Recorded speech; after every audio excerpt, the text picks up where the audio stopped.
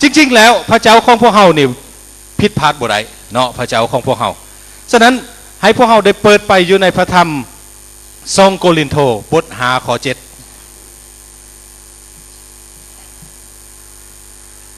ซึ่งเป็นบททองที่พวกเฮาจะท้องจำนำกันเนาะในวันอาทิตย์หน้าพระธรรม2 โครินโธบท5 ข้อ 7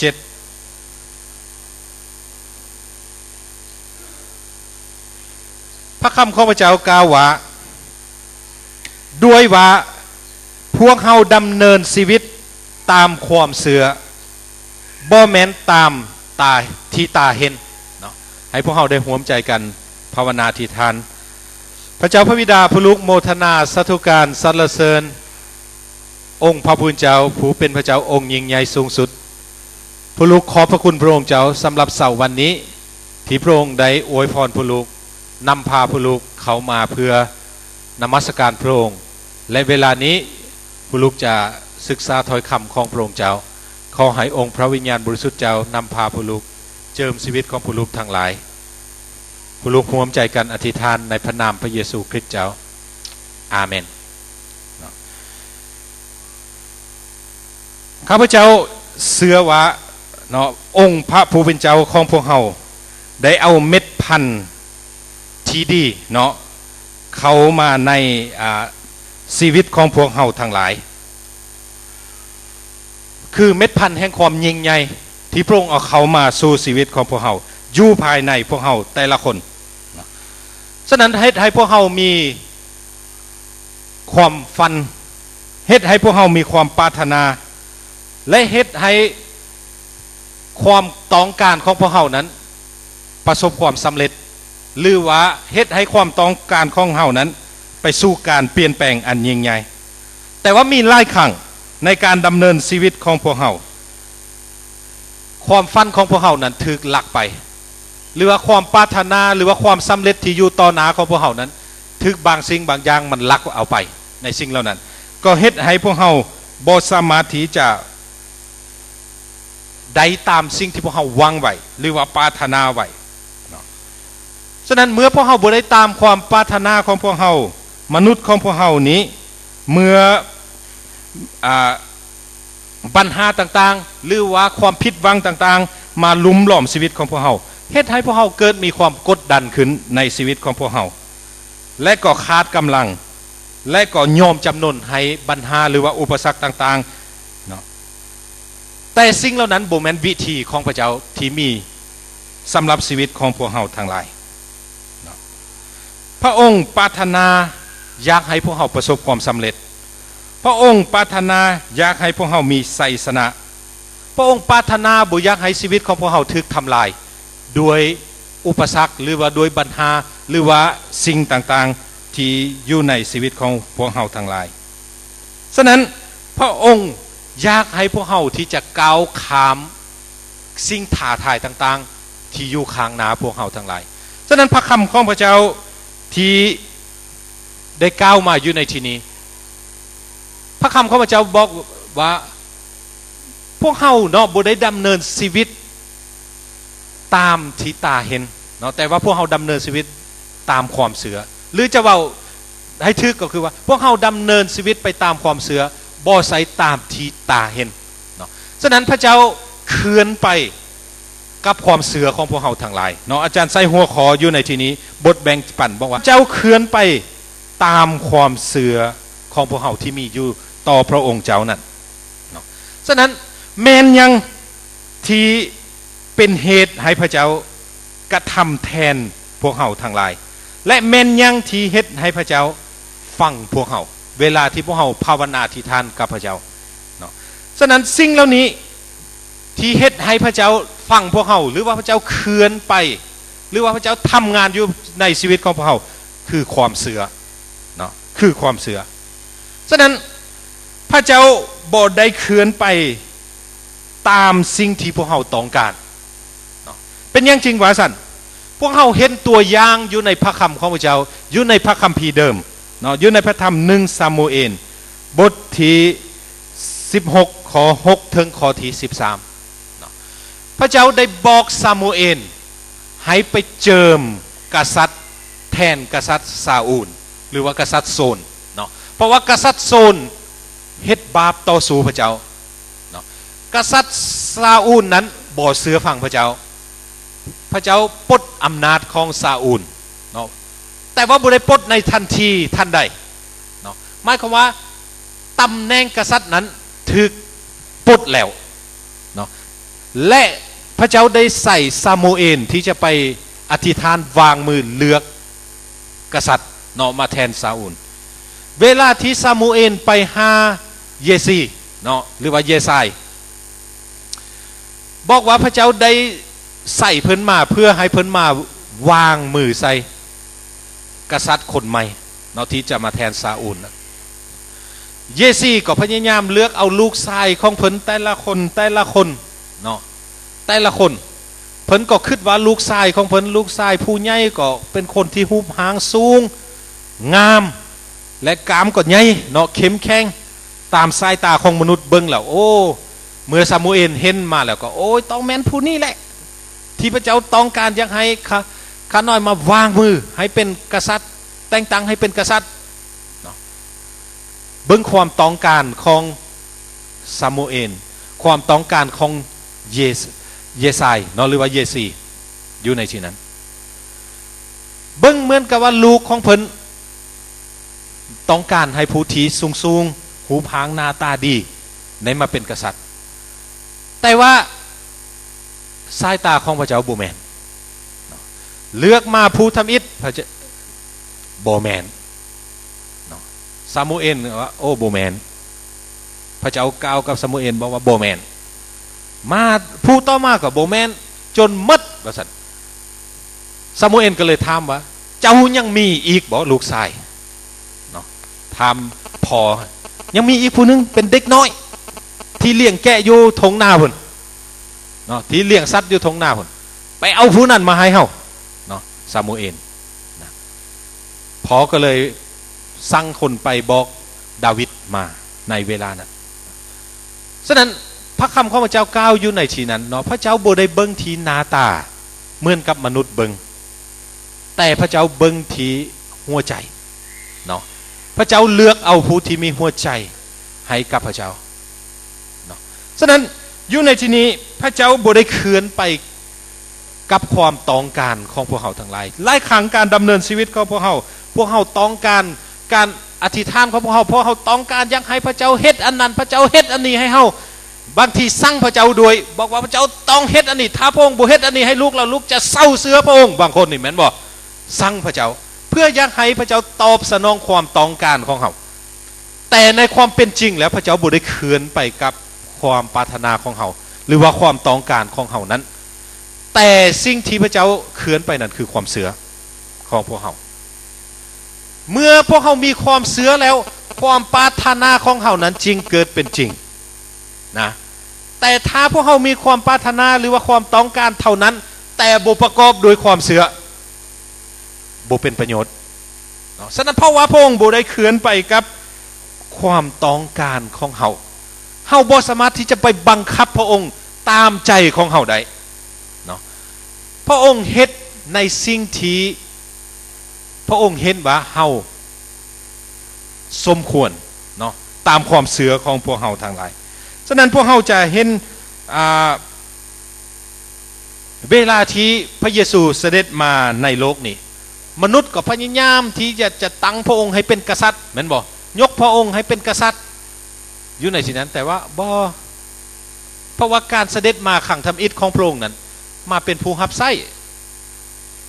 เนาะมาไถ่พวกเฮาทั้งหลายไถ่มนุษย์ทั้งหลาย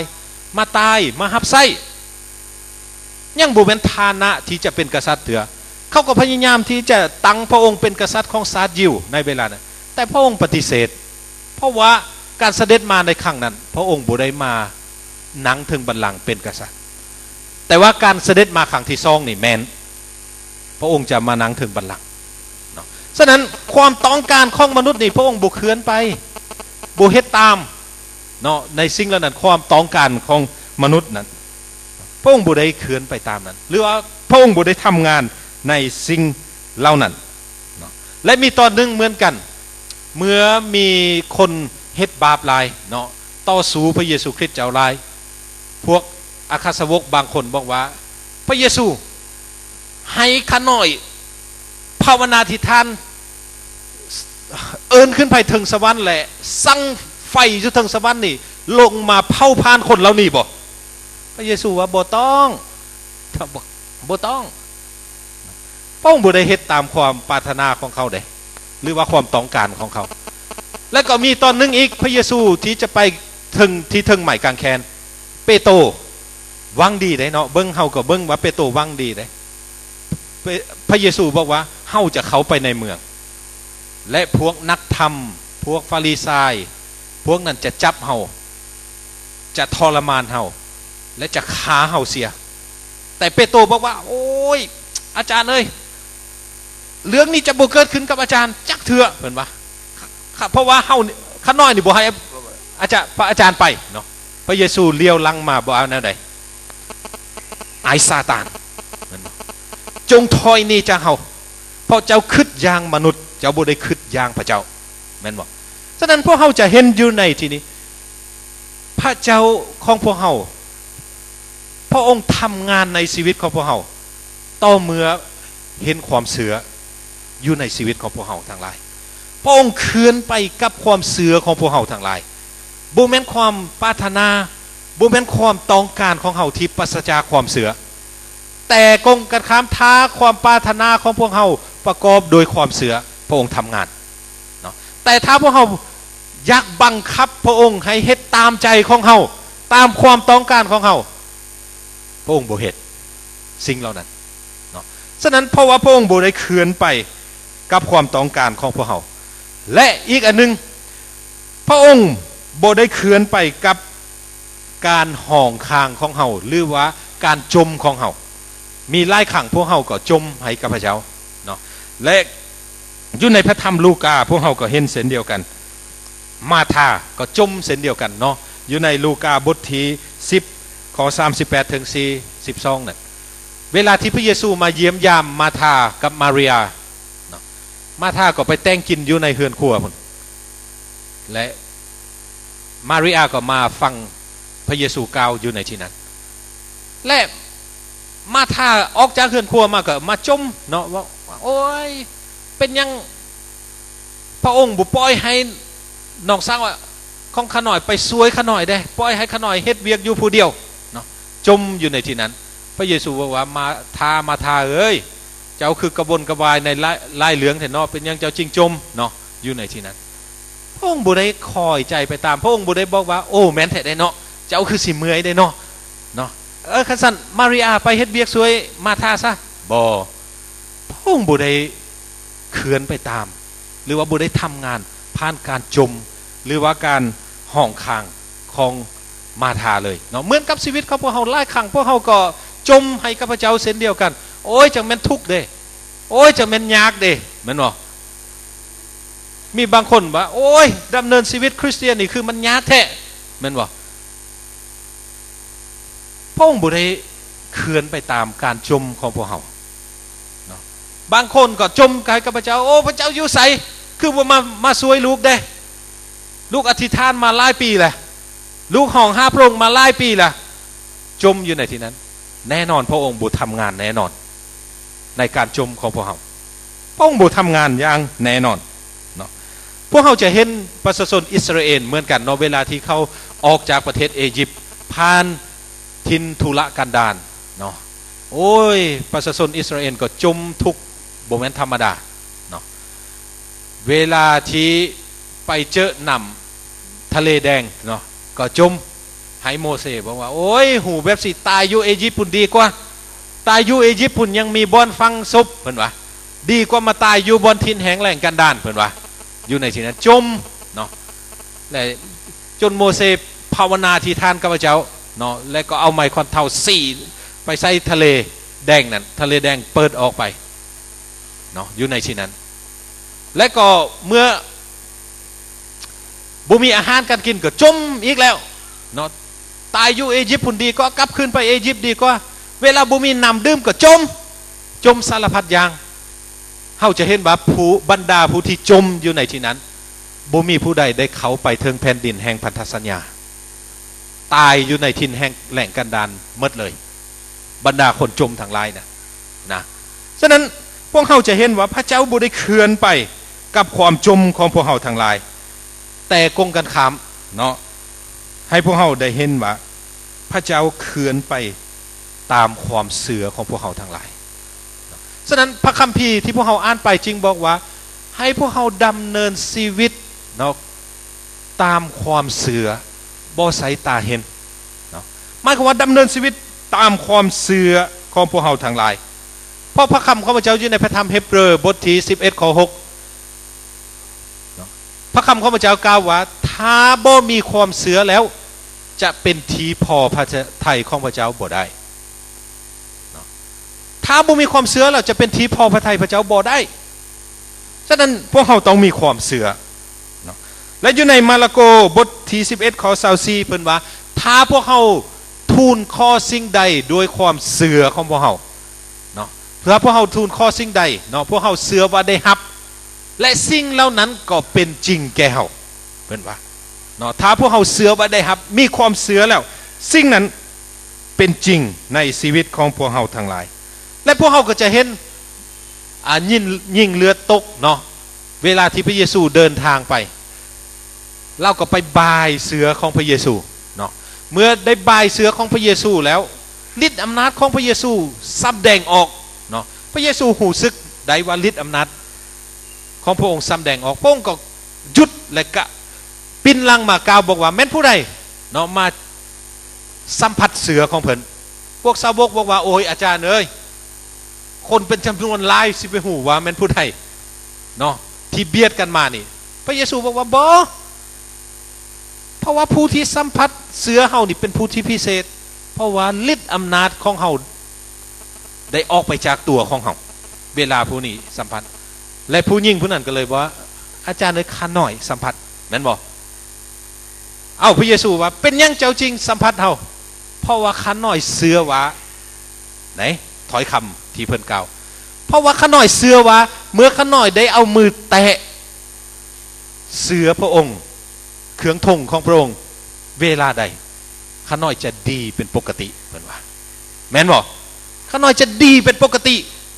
ฉะนั้นด้วยความเสื่อของนางนี้ก็เฮ็ดให้นางดีเนาะ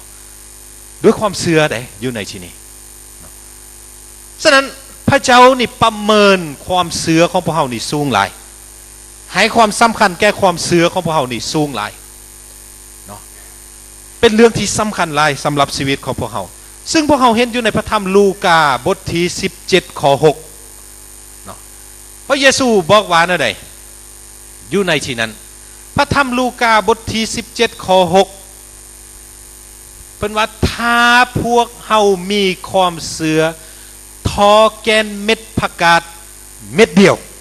เป็นว่าอยู่ในที่นี้เนาะถ้าพวกเฮามีความเสื่อทอแกนเม็ดผักกาดเม็ดเดียวพี่น้องมาแกนเม็ดผักกาดมันใหญ่ส่ำใดฮะน้อยฉันเห็นบอกพระเยซูให้ความสำคัญหลายเรื่องความเสื่อถ้าพวกเขามีความเสื่อทอแกนเม็ดผักกาดน้อยนะความเสื่อของเขาเพียงแต่ซ้ำแกนเม็ดผักกาดนะพระองค์บอกว่าถ้าท่านจะสั่งต้นมอนนี่ให้ก้นออกเนาะไปปักอยู่ในทะเลพุ่นมันก็จะฟังความของท่านแม่นบอกต้นมอนนั้นก็จะฟังความของท่านโอ้สำคัญหลายความเสื่อของพวกเขาหรือจะว่าอย่างหนึ่งหมายความว่าสายตาของพระเจ้านี่นะที่เบิ่งปัญหาที่เบิ่งพญาตโลคาที่เบิ่งสิ่งสารพัดทั้งปวงนี่นะตามสายตาของพระเจ้านี่น้อยเหลือเกินถ้าเปรียบกับความเสื่อของพวกเขาทั้งหลายนะทุกอย่างเรานี่น้อยที่สุดเพียงแต่เรามีความเสื่อทอแกนเม็ดผักกาดฤทธิ์อำนาจของพระเจ้าทำงานในชีวิตของพวกเขาและอันใดก็บ่สามารถเอาชนะพวกเขาได้นะอันนี้เป็นสิ่งที่พระคำของพระเจ้ายืนยันเนาะแม้นว่าปัญหานั้นจะยังลึกเข้าไปในชีวิตของเขาขนาดใดก็ตามแม้นว่าพญาตโลคานั้นจะฝังลึกอยู่ในชีวิตของเขาขนาดใดก็ตามความเสื่อทอมแกนเม็ดผักกาด เฮาก้นออกใดปัญหาทอนออกใดจากชีวิตของพวกเฮาพญาโลคาน่ะทอนออกใดจากชีวิตของพวกเฮาฉะนั้นจึงเห็นอยู่ในที่นี้บอกว่าการทำงานขององค์พระผู้เจ้าเพียงแต่ความเสือของเฮาทอแกนเม็ดผักกาดพระองค์ก็ทำงานแหละในชีวิตของพวกเฮาแต่กงกันข้ามถ้าพวกเฮาจมถ้าพวกเฮาอาศัยความปรารถนาความต้องการของพวกเฮาจะหายมดมือมดคืนจนน้ำตาเฮาเป็นเลือดพระองค์ก็จะบ่ทำงานในชีวิตของพวกเฮานะฉะนั้นสำคัญในการชีวิตการดำเนินชีวิตที่ไปตามความเสือของพวกเฮานี่เพราะเป็นเหตุให้พระเจ้าทำงานในชีวิตของพวกเฮาถ้าพวกเฮามีความเสือหรือจะว่าอีกอย่างหนึ่งหมายความว่าความเสือนี้เป็นลูกกระแจเปิดทุกอย่างเปิดประตูทุกอย่างในชีวิตของพวกเขาเพียงแต่ซ้ำแกนเม็ดผักกาดเป็นลูกกระแจเนาะที่จะเปิดทุกอย่างในชีวิตของพวกเขาอันนี้เป็นคำสัญญาของพระเจ้าที่มี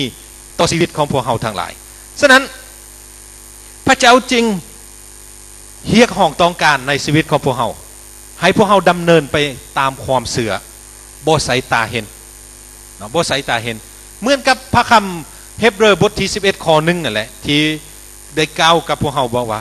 อันหนึ่งความเสือคือความแน่นอนใจในสิ่งที่เขาวางไว้เป็นความตายใจในสิ่งที่พวกเขายังบ่เห็นกับตาเนาะหมายความว่าเป็นสิ่งที่ท้าทายชีวิตของพวกเขาและการท้าทายนี้นำความสำเร็จมาสู่ชีวิตของพวกเขานะอันนี้เป็นสิ่งที่พระเจ้าอยากจะพิสูจน์ชีวิตของพวกเขาทั้งหลายพระองค์ต้องการอยากจะกระทำการสิ่งที่ยิ่งใหญ่เหมือนกับที่อาจารย์บอกตอนต้นนั่นคือพระเจ้าเอาเม็ดพันธุ์แห่งความยิ่งใหญ่เข้ามาอยู่ในชีวิตของพวกเขาและเม็ดพันธุ์แห่งความยิ่งใหญ่นั่นคือความเสือของพวกเขาทั้งหลายนะที่จะขยายให้ชีวิตของพวกเขาเกิดผลที่จะขยายให้ชีวิตของพวกเขานี้ที่จะเจริญเติบใหญ่หรือว่าเจริญหงเหืองมันอยู่ที่เม็ดพันธุ์นี่คือความเสือของพวกเขาคือแกนเม็ดผักกาดอยู่ในที่นี้แกนเม็ดผักกาดแห่งความเสือคือเม็ดพันธุ์ของพวกเขาทั้งหลาย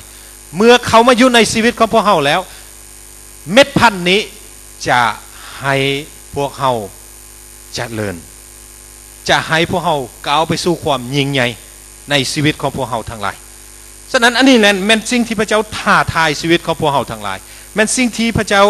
ต้องการอยากจะให้เกิดขึ้นหรือว่าอยากจะให้เห็นในชีวิตของพวกเขาทั้งหลายเนาะย้ำขึ้นอีกครั้งหนึ่งคือว่าพระเจ้าเขื่อนไปตามความเสือของเขาฉะนั้นผู้ใดมักจม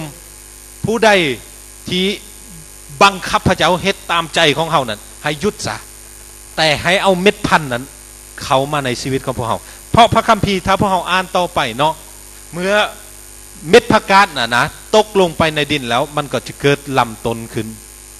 พี่น้องเห็นบอกพระคำของพระเจ้าบอกว่าเมื่อมันเป็นต้นใหญ่ขึ้นแล้วมีกิ่งมีงาออกไปแล้วนกที่มาจากทุกทิศพระคัมภีร์บอกว่าจะมาเฮ็ดหยังมาเฮ็ดหังอาศัยอยู่ในต้นนั่นแหละแม่นบอกหมายความว่านั่นแหละอยู่ในที่นั้นความเจริญหุ่งเฮืองในชีวิตของพวกเขาการเกิดผลในชีวิตของพวกเขาไสสนะในชีวิตของพวกเขาโอ้สารพัดอย่างเต็มไปหมดเลยในชีวิตของพวกเขาฉะนั้นพระคำของพระเจ้าจึงบอกว่าดำเนินไปตามความเสือดำเนินชีวิตไปตามความเสือบ่สายตาเห็นเพราะว่าพระเจ้าเขื่อนไปกับความเสือของพวกเขาบ่แม่นการความปรารถนาของเขาบ่แม่นการจมของพวกเขาเนาะพระองค์เขื่อนไปกับความเสือของพวกเขาทั้งหลายอันนี้เป็นอันที่หนึ่งที่อยากให้พวกเขาเห็นและที่สองให้พวกเขาได้หูว่าปัญหาพิสูจน์ความเสือของพวกเขาทั้งหลายหลายครั้งนี่พวกเขายอมจำนนให้ปัญหาเนาะดังที่อาจารย์ได้กล่าวไปตอนต้นนั่นก็เฮ็ดให้ชีวิตของเขากดดันสิ้นหวังยอมจำนนแต่ถ้าพวกเขาเปลี่ยนมุมมองไหมพวกเขาบ่ได้เบิ่งปัญหานั่นบอกว่าปัญหานี่ทำลายเขาอย่างเดียวเขาบ่เบิ่งอย่างนั้นแต่เขาเบิ่งว่าในองค์พระผู้เป็นเจ้าปัญหานี่สร้างเขาขึ้นเนาะเพราะว่าปัญหานี่พิสูจน์ความเสือของพวกเขาทั้งหลายอาจารย์ประทับใจมีอาจารย์คนนึงบอก พวกเฮาแต่ละคนนี่นะพวกเฮาลีกปัญหาบ่ได้เพิ่นว่าพวกเฮาตื่นนอนแต่ละเช้าปัญหานั้นจะอยู่ที่ตีนนอนเฮานั่นแหละเวลาเฮาหูซึกตัวหรือว่าเฮาตื่นจากนอนนั้นปัญหาก็สิถามสบายดีเฮาสบายดีตื่นแล้วบ่เนาะอยู่ที่ตีนนอนเฮาอยู่ในที่นั้นแหละและเฮาสิลีกปัญหาใดแนวใดฉะนั้นพระเจ้าก็เลยใส่ปัญหานี้เพื่อพิสูจน์ความเสื่อของพวกเฮาทั้งหลายซึ่งพวกเฮาจะเห็นได้ดาวิดเนาะเวลาที่โกลิอาธมาตีเนาะพวกประชาชนของพระเจ้าชนชาติของพระเจ้าปาทิโทโกลิอาธนี่ทั้งสูงทั้งใหญ่เนาะทหารพวกอิสราเอลนี่แตกกระจัดกระจายหมดเพียงแต่โกลิอาธก้าวเท่านั้นนะยังบุทันมาตีสำนะโกลิอาธปาบเท่านั้นทหารนี่โอ้บางคนไปหลีอยู่ในถ้ำเนาะพระคัมภีร์วะบางคนไปหลีอยู่บนที่มีหินใหญ่ๆเนาะบางคนก็ปบนี่จักไปใส่มดเนาะอยู่ในที่นั้นโอ้บรรหานักเลยแต่ดาวิดโตน้อยๆดาวิดโตน้อยๆดาวิดว่าเฮานี่แหละสิไปสู้บ่เพียงแต่สู้เด้เพิ่นว่าเฮานี่แหละสิไปตัดคอโกลิอาธนะเพราะว่าเฮาไปในนามขององค์พระผู้เป็นเจ้าดาวิดเสือในองค์พระผู้เป็นเจ้าบอกว่าพระเจ้าจะให้ดาวิดนี่โตน้อยๆนี่ชนะโกลิอาธตัวใหญ่ๆพวกทหารอิสราเอลนี่ประเมินโกลิอาธนี่โหปัญหานี่คือมันหนักแท้ปัญหานี่คือมันใหญ่แท้โอ้เฮาต้องพ่ายแพ้แน่นอนแต่ว่ากงกันข้ามดาวิดประเมินโกลิอาธนี่เหมือนกับมดเนาะฉะนั้นเปลี่ยนมุมมองในชีวิตของพวกเฮาทั้งหลายเพราะว่าปัญหานั้นพิสูจน์ความเสือของพวกเฮาทั้งหลายถ้าพวกเฮาบ่ท้อถอยถ้าพวกเฮายืนหยัดพวกเฮาต่อสู้มันปัญหานั้นจะอยู่ใต้ตีนของพวกเฮานะถ้าพวกเฮายิงหนีปัญหายิงหลายปัญหายิงเพิ่มขึ้นปัญหาจะบ่ถูกแก้ไขจักเถื่อฉะนั้นพระคำของพระเจ้าจึงบอกว่า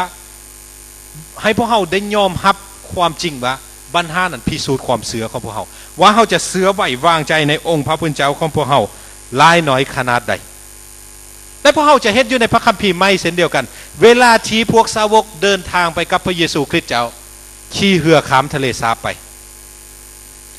เวลานั้นพายุก็มาปะทะเรือนั้นฟองน้ำก็ใหญ่เขามาเรือที่เขาขี่ไปนั่นโอ้พระคัมภีร์บ่ได้เว้าดอกอาจารย์คิดเบิ่งอยู่ในที่นั้นน้ำสิเขาเต็มเรือนี่เขาต้องตักน้ำออกจากเรืออะไรมันบ่ตักแล้วก็บ่หมดจักเทื่อเนาะจนสุดท้ายไปปลุกพระเยซูที่นอนอยู่มันบ่คำเว้าของเปโตรที่ไปปลุกนั่นว่าแนวใดพระอาจารย์มันบ่พวกข้าน้อยหยังพวกข้าน้อยกำลังจะตายแล้วเป็นว่าโอ้พวกข้าน้อยกำลังจะตายอยู่แล้วเพราะว่าเบิ้งปัญหามันใหญ่หลายเบิ้งโอ้ปัญหาตามความหูซึกของตัวเองอยู่ในที่นั้นไปบอกกับพระเยซูว่าพวกข้าน้อยจะตายแล้วพระเยซูลุกขึ้นมาหามลมพายุเศร้าฟองน้ำเงียบพระเยซูหันมากล่าวกับเปโตรว่าอะไรความเสือของพวกท่านอยู่ใส่เนาะบางฉบับบอกว่าอะไรเป็นยังพวกท่านจึงขาดความเสือแม่นบอกนะฉะนั้นคริสเตียนเฮาพวกเฮาต้องซวยเฮาใส่ภาษาตลาดมักเว้านั่นใดยิงปืนนัดเดียวได้นก2ตัวบ่แม่นบ่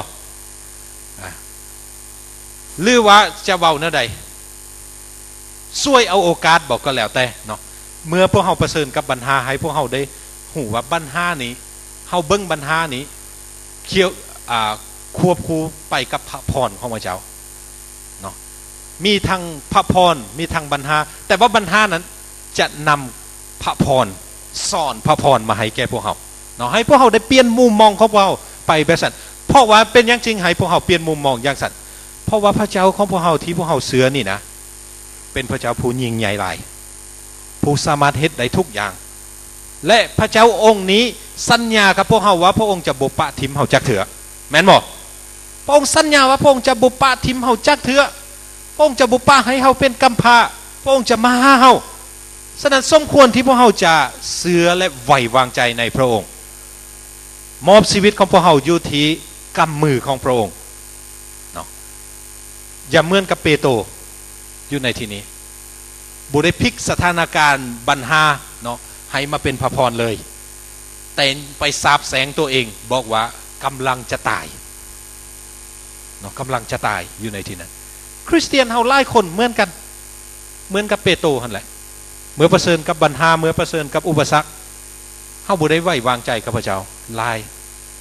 แต่ถ้าเฮาไว้วางใจด้วยความเชื่อของพวกเฮาทั้งหลายพระเจ้าจะกระทำการเมื่อเช้านี้อาจารย์ก็ได้แบ่งปันไปเนาะอาจารย์ประทับใจที่พระเจ้าได้กล่าวกับโปโลเนาะที่บอกว่าเวลาโปโลประเสริญกับอุปสรรคเวลาขี่เรือไปกรุงโรมนะพายุก็มาขัดขวางเนาะหมายความว่ามาเวลาที่เขาเดินทางนะทั้งหิ้วเขาทั้งบ่มีแห้งอยู่ในที่นั้นเนาะแต่พระเจ้าบอกว่าโปโลเจ้าจะได้เขาเฝ้าจักรพรรดิพระเยซูกล่าวกับพวกเฮาอยู่ในที่นี้เช่นเดียวกันพระองค์กล่าวกับโปโลเหมือนกันเหมือนกับกล่าวพวกเฮาในที่นี้บอกว่าเฮาทุกคนจะได้ไปอยู่สวรรค์เนาะอาเมนบ่พวกเฮาทุกคนจะได้ไปอยู่ต่อหน้าบัลลังก์ของพระเยซูแม่นบ่การดำเนินชีวิตของเฮาแต่ละวันนี่ฉะนั้นอาจารย์โปโลจึงบอกว่าขาหน่อยวางใจเสือในพระองค์ขาหน่อยจึงแน่ใจเนาะว่าทุกถ้อยคำที่พระองค์กล่าวนั้นจะเป็นไปตามนั้นนะฉะนั้นพวกเฮาอยู่ในที่นี้เหมือนกันพระองค์เคลื่อนไปตามความเสือเด้อพี่น้องให้ชื่อไว้บ่แม่นตามความต้องการของเฮาบ่แม่นตามความจมของพวกเฮาเนาะอันนี้แม่นสิ่งที่อยากให้พวกเฮาได้เห็นและพวกเฮาจะเห็นอีกตัวอย่างของโยบเช่นเดียวกันเนาะโยบเหมือนกันไว้วางใจพระเจ้าทางชีวิตของเพิ่นโยบนี่ประเสริญกับปัญหาประเสริญกับการทดลองนี่หนักหลายเนาะเริ่มจากแต่ยังสูญเสียลูกทั้งหมดบรรดาทรัพย์สินทั้งหมดบรรดาสัตว์ทั้งหมดบ่เพียงเท่านั้นต้นโตยังมีฟรีมีตุ่มเต็มไปหมดเนาะแต่ว่าเราบ่ได้เสียความเสือของเราเด้เราไว้วางใจกับพระเจ้าคนอื่นนี่แม้แต่ภรรยาของเราเมียเรายังบอกว่าโอ้ยเป็นยังเจ้าบุตรสาบแสงพระเจ้าแล้วก็ตายไปซะเมียเราเว้าให้โยบว้ายโยบก็เลยบอกว่า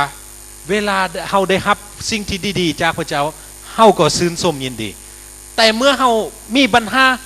เฮาสิไปต่อว่าพระเจ้าได้อย่างใดโยบเอาเนาะเพราะว่าโยบเบิ่งปัญหานั้นเป็นพระพรเปลี่ยนมุมมองในชีวิตของเราบ่ได้เบิ่งปัญหานั้นเป็นอุปสรรคบ่ได้เบิ่งปัญหานั้นเป็นสิ่งที่จะทำลายชีวิตของเราแต่ว่าเราเบิ่งปัญหานั้นเป็นพระพรสำหรับชีวิตของเราทั้งหลายและผลสุดท้ายพระเจ้าก็อวยพร2 เท่าเนาะชีวิตของโยบพวกเฮาได้เห็นเพราะว่าเราบ่ได้ปะทิมความเชื่อของเราความไว้วางใจของเราในองค์พระผู้เป็นเจ้าและเราก็บ่ได้คอยไปตามเมียของเราหรือว่าหมู่ของเราที่มาเบาให้เรานั่นเราบ่ได้คอยไปตามเขาแต่ว่าเรายืนอยู่ในความเชื่อในองค์พระผู้เป็นเจ้าเนาะฉะนั้นความเชื่อนี้จะอยู่เหนือปัญหาเนาะความเชื่อนี้อยู่เหนือปัญหาและนำไปสู่ความสำเร็จในชีวิตของพวกเฮาทั้งหลายอยู่ในพระธรรมยาโคโบบท1ข้อ4ข้อ2ถึงข้อ4เนาะเว้าถึงเรื่องความเชื่อของพวกเฮานี้จะนำเฮาไปสู่ความสำเร็จและก็อยู่ใน1เปโตรบท4ข้อ12 13เหมือนกันเนาะสิ่งเหล่านี้เป็นสิ่งที่สำคัญเนาะสำหรับชีวิตของพวกเฮาทั้งหลายฉะนั้นอยากให้พวกเฮาทุกๆคนอยากนูนใจพวกเฮาทุกๆคนให้พวกเฮาได้หูว่าพระเจ้าของพวกเฮาเนาะประเมินความเชื่อของพวกเฮาทั้งหลายพ พียงแต่ความเชื่อของเฮาทอแกนเม็ดผักกาดพระองค์ก็พอใจแล้วในชีวิตของพวกเฮาเพียงแต่แกนเม็ดผักกาดเนาะพระองค์ก็เห็นว่าโอ้ยิ่งใหญ่แล้วสำหรับชีวิตของพวกเฮาแต่ที่จริงเฮาหลายคนก็ใหญ่กว่าแกนเม็ดผักกาดดอกแต่ว่าเบิ่งการประเมินของพระเจ้าในสายตาของพระเจ้าฉะนั้นพระองค์ให้ความสำคัญหลายในความเชื่อของพวกเฮาอยากให้พวกเฮาได้เห็นภาพอยู่ในที่นี้ให้ความสำคัญหลายความเชื่อของพวกเฮาฉะนั้นคริสเตียนพวกเฮาต้องยืนจัดอยู่ในความเชื่อต้องเอาความเชื่อนี่เป็นหลักในการดำเนินชีวิตของพวกเฮาถ้าพวกเฮาเอาความเชื่อเป็นหลักอยู่ในการดำเนินชีวิตของพวกเฮาแล้วทุกอย่างอยู่ใต้ตีนของพวกเฮาทั้งหลายและทุกอย่างเฮาสามารถเอากระแจแห่งความเชื่อเฮานี่เปิดเอามันมาได้สั่งเอามันมาได้เลยเนาะโดยกระแจแห่งความเชื่อลูกกระแจแห่งความเชื่อของพวกเฮาอยู่ในที่นี้ฉะนั้นบทเรียนสำหรับชีวิตของพวกเฮาเนาะเฮาต้องตัดสินใจเนาะที่จะยืนอยู่ในความเชื่อในพระคำของพระเจ้าแม้นว่าเฮาจะประเสริฐอันใดก็ตามที่อยู่รอบข้างของพวกเฮานี่ว่าจะเป็นปัญหาว่าจะเป็นความเจ็บไข้ได้ป่วยว่าจะเป็นสิ่งชั่วหายทั้งปวงให้พวกเฮายืนอยู่ในความเชื่อของพวกเฮาทั้งหลายและอันที่สองให้เฮาจื้อคำสัญญาของพระเยซูเนาะพระองค์จะต่อสู้แทนเฮาฉะนั้นการต่อสู้ของพระเจ้านี่อยู่ในที่นี้บ่ได้เกิดขึ้นโดยอัตโนมัติได้แต่ว่าเกิดขึ้นด้วยความเชื่อของพวกเฮาโดยการที่พวกเฮาเอาชีวิตของเฮาฟังอยู่ในพระองค์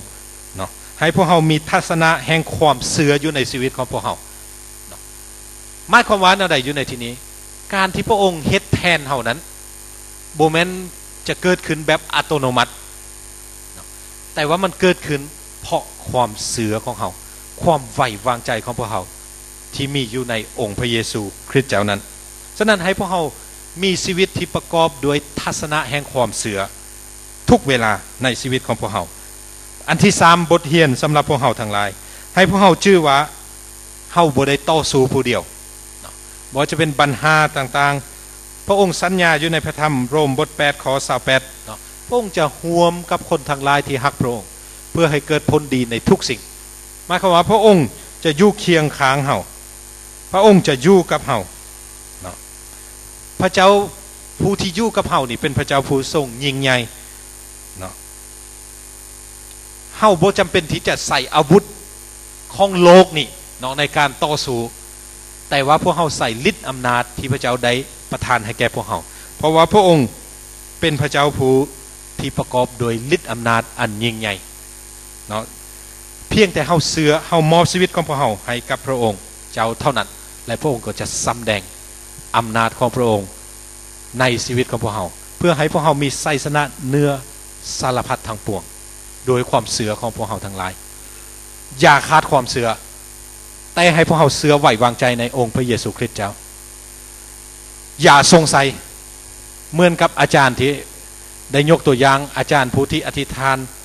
บ่ให้ฝนตกแต่ว่าเอาคันหมไปนะอย่าให้พวกเรามีทัศนะอย่างนั้นเราอย่าสงสัย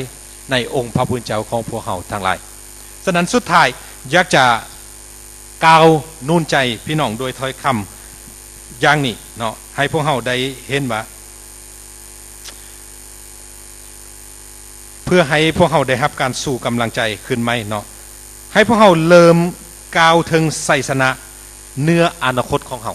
เนาะหมายความว่าให้พวกเราก้าวถึงชัยชนะความสำเร็จทั้งที่เรายังบ่เห็นชัยชนะและความสำเร็จนั่นเถื่อเนาะแต่ว่าเราจะก้าวชัยชนะและความสำเร็จในชีวิตของเรานะด้วยความเชื่อของพวกเราทั้งหลายว่ามืออื่นนี้ถ้าพวกเราจะเซ็นสัญญาอันใดก็ตามในมืออื่นนี่หรือเดือนนึงข้างหน้าให้เฮาก้าวว่าเฮาสำเร็จแล้วในการที่จะเซ็นสัญญานั้นเนาะอันนี้มันความเชื่อที่พระเจ้าต้องการอยากจะเห็นอยู่ในชีวิตของพวกเฮาทั้งหลายและให้พวกเฮามีความฝันเนาะหรือว่ามีความใฝ่ฝันอยู่ในชีวิตของพวกเฮาทั้งหลายคือว่าถ้าความฝันนึงตายไปให้พวกเฮาฝันใหม่เนาะอย่าไปยึดอยู่ที่ความฝันที่ตายไปนั้นเหมือนกับว่าอย่าไปท้อใจ อย่าไปถอยเนาะในการดำเนินชีวิตของพวกเราถ้าความปรารถนาของพวกเราแผนการของพวกเราที่วางไว้อยู่ในอนาคตของพวกเรานั้นถ้าแผนการนั้นหยุดให้พวกเราวางแผนการอันใหม่ในชีวิตของพวกเราเพราะว่าพระเจ้าของพวกเราทรงพระชนอยู่พระเจ้าของเรามีชีวิตอยู่บ่แม่นพระเจ้าที่ตายไปฉะนั้นพระองค์จะกระทำสิ่งใหม่ๆในชีวิตของพวกเราทั้งหลายและให้พวกเราได้คิดในทางบวกตลอดเวลาอย่าให้พวกเราได้คิดในทางลบให้แก่การดำเนินชีวิตของพวกเราเนาะคิดทางบวกหมายความว่าเฮามีชีวิตอยู่นี้เฮาจะเฮ็ดสิ่งที่ยิ่งใหญ่ในอนาคตเฮาจะประสบความสำเร็จที่ยิ่งใหญ่ในอนาคตของพวกเฮาทั้งหลายเนาะอย่าไปคิดทางลบบอกว่าโอ้เฮ็ดบ่ได้ดอกข้าน้อยบ่มีสติปัญญาดอกข้าน้อยบ่มีกำลังดอกข้าน้อยบ่